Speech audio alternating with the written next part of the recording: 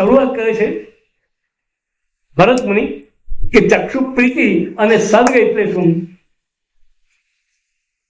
તો ભરત મુનિ કહે છે કે ચક્ષુ પ્રીતિ મનુસંગની અંદર કે પ્રથમે અભિલાષસ્ય, સૌથી પહેલા અભિલાષા થાય છે. સૌથી પ્રથમ અભિલાષા પેદા થાય છે. અને અભિલાષા એટલે અભિલાષા એટલે શું?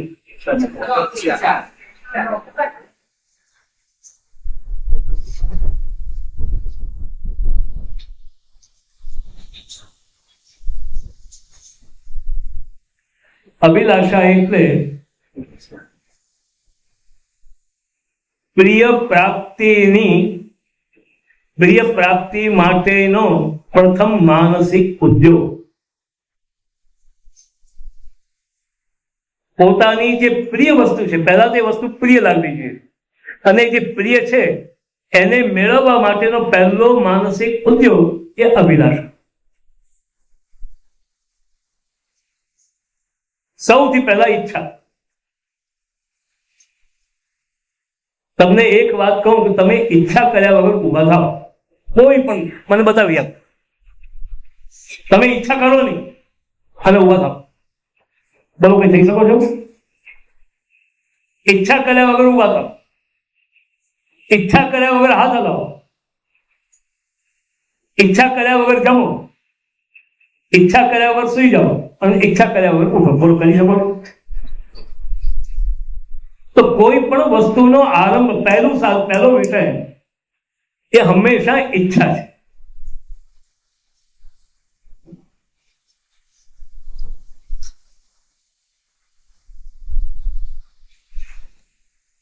સૌથી પહેલા ઈચ્છા છે. અને ઈચ્છા જ્યાં સુધી નહીં હશે ત્યાં સુધી તમારી તનુવિત્તજા સેવામાં કોઈ પણ પ્રકારની પ્રવૃત્તિ કે જોશ કે ઉત્સાહ આવશે નહીં. મારે આ મેળવવું છે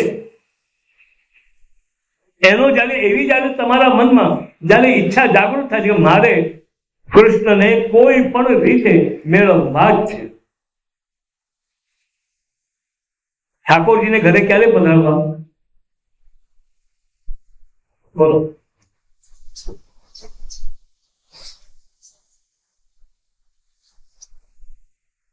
છોકરાઓએ ઘરમાં સ્ત્રી પરણીને ક્યારે લાવી? ક્યારે લાવી? છોકરાઓએ પરણીને સ્ત્રીને ઘરે ક્યારે લાવી? પછી એવું ન થાય કે અમે પરણીને પછતાયા. પહેલા તમારે જે મેળવવાનું છે, અગર જો તમે ચીલા ચાલુ ના મારો બાપ પરણ્યો, મારો દાદો પરણ્યો, મારો પરદાદો પરણ્યો, તો હું કેમ નહીં પરણ્યો? એ રીતે પરણ્યા ને તો ગમે ત્યારે એક્સિડન્ટ થવાનું જોખમ રહેલું છે. હંમેશા ભલે બાપ પરણ્યો કે દાદો પરણ્યો, પણ મારે પરણવું કે નહીં અને શા માટે પરણવું, અગર જો એનો તમારા માઇન્ડની અંદર અગર જો સબ્જેક્ટ ક્લિયર હશે તો તમારા જીવનમાં વિઘ્ન નહીં આવે. પછી તમે એવું જ પાત્ર શોધશો કે જે તમારા બુદ્ધિની અંદરનો વિચાર છે તેને અનુકૂળ.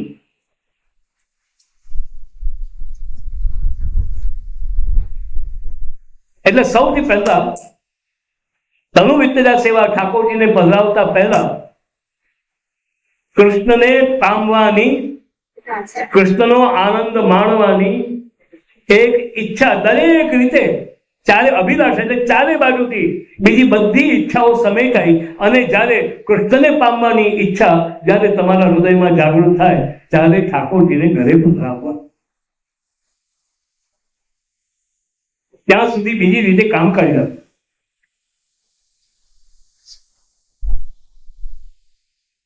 ત્યારે ઠાકોરજીને ઘરે પધરાવવા. એને અહીંયા કહીએ પ્રથમે અભિલાષસ્ય,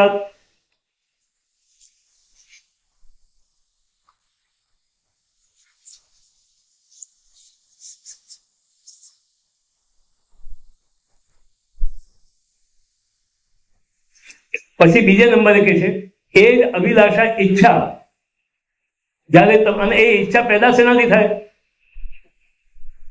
આવી ઈચ્છા પેદા ક્યારે થાય?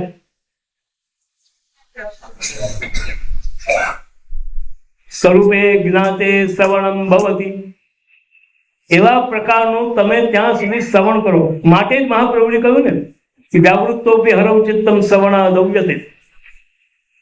તમારા મનની અંદર એવી ઈચ્છાને પેદા કરવા માટે સૌથી પહેલા તમે શ્રવણની અંદર એને પ્રાધાન્ય આપી અને શ્રવણ કરો. એ પ્રકારની ભગવાનની લીલાઓનું, ભગવાનના ગુણોનું, ભગવાનના સ્વરૂપનું, કે જેનાથી ભગવાન માટે તમારામાં પ્રેમ ઉત્પન્ન થાય અને એને પામવાની તમારા મનની અંદર ઈચ્છા પેદા થાય. તે પછીથી રસની બીજી અવસ્થા, એનાથી તરક્કી. દ્વિતીય ચિંતનમ ભવે. બીજા નંબરે શું થાય પછી? જે વસ્તુની મનમાં ઈચ્છા થઈ છે, જે વસ્તુની મનમાં ઈચ્છા થઈ છે અને એ ઈચ્છા જયારે અંદર ઘોટાયા કરે. એક તમને વાત કહું કે આયુર્વેદની અંદર આજની મુક્તાપિષ્ટિની વાત નથી. આયુર્વેદમાં જે મુક્તાપિષ્ટિ બને છે એક દવા, મુક્તાપિષ્ટિ એટલે મોતી ને પીસેલા મોતી એ મુક્તાપિષ્ટિની દવા. આ મુક્તાપિષ્ટિની દવા કેવી રીતે બને? એની બનાવવાની રીત છે, મોતી લઈ ખરડમાં નાખી અને ગુલાબ જળ છાંટતા 1000 વાર એને પીસવાનું. આમ એ જયારે 1000 વાર થાય ત્યારે એ મુક્તાપિષ્ટિ તૈયાર થાય. અને એ મુક્તાપિષ્ટિ પછી હૃદયને અને બુદ્ધિને, બ્રેનને બધાને બળ આપનારી બને છે. પણ જો ખાલી એમને મોતી ખાઈ જાવ ને તો એનો બી બહુ અસર ન થાય. તેવી જ રીતે ઈચ્છા પણ ખોટાવી જોઈએ. એ ઈચ્છા જયારે મુક્તાપિષ્ટિની માફક જયારે બરાબર ખોટાય છે ત્યારે એનું પછી ફળ કેવું થાય છે કે દ્વિતીય ચિંતનમ ભવે. રસની બીજી અવસ્થા, પછી જે ઈચ્છા કરી છે ને પછી એ જ વસ્તુનું ચિંતન મનમાં થયા કરે છે.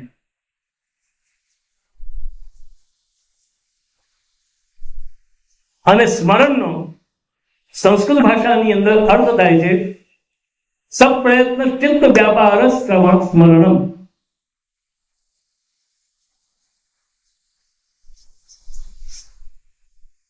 સ્મરણ કોને કેવું અને ચિંતા કોને કેવી?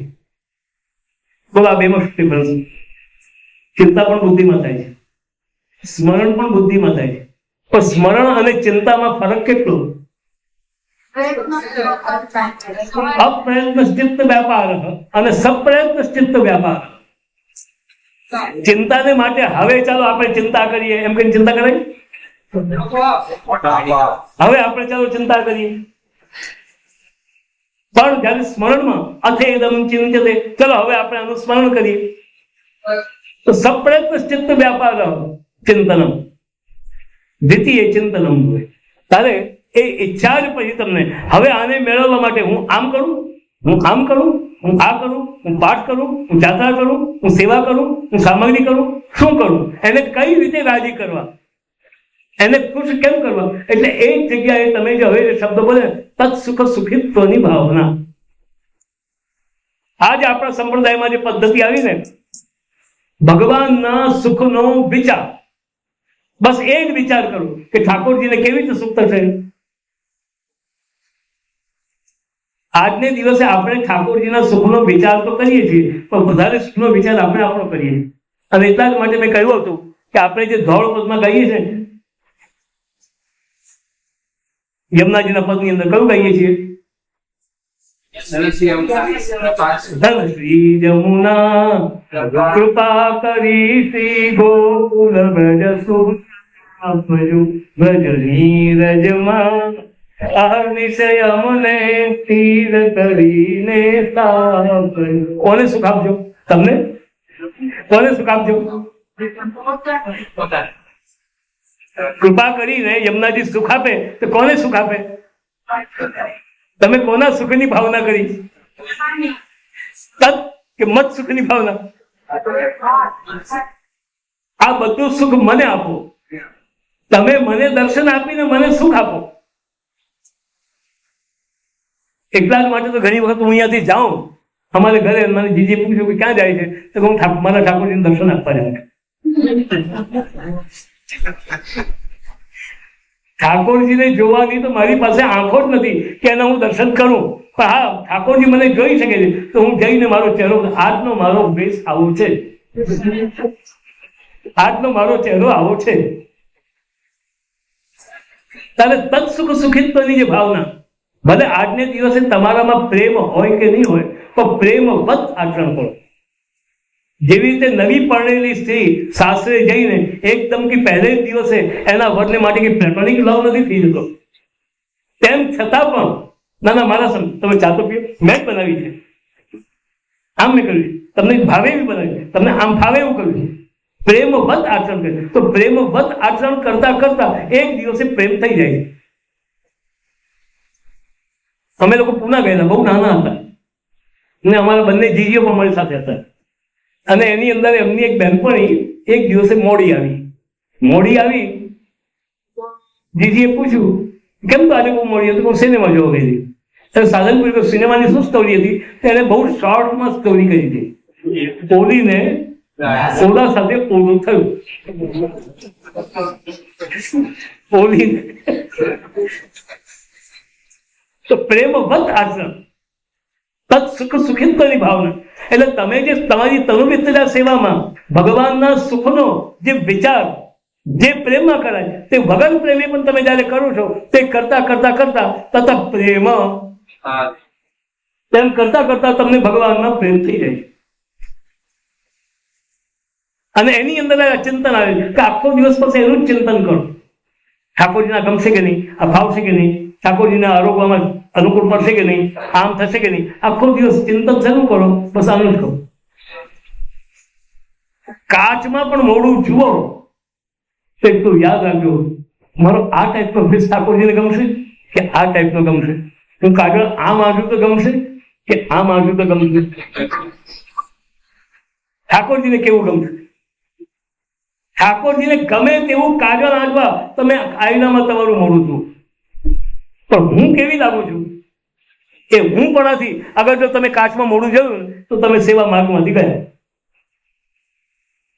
હું ગમે તેવી લાગુ દુનિયાને, મારે શું પડી છે આ દુનિયામાં? હું કેવી લાગુ? કોઈ જેને જેવું માનવું હોય તેવું માને. મારો તો મતલબ કેવળ ઠાકોરજી સાથે છે કે તમને હું કેવી લાગુ. દુલ્હન ભાઈ જો પિયા મને ભાવે. એટલે બીજે નંબરે દ્વિતીય ચિંતનમ ભવે. એ રસ જયારે પોતાની બીજી અવસ્થામાં જાય છે ત્યારે પછી કરવું નથી પડતું, ઓટોમેટિક એનું ચિંતન એનું વધી જાય છે. દ્વિતીય ચિંતનમ ભવે.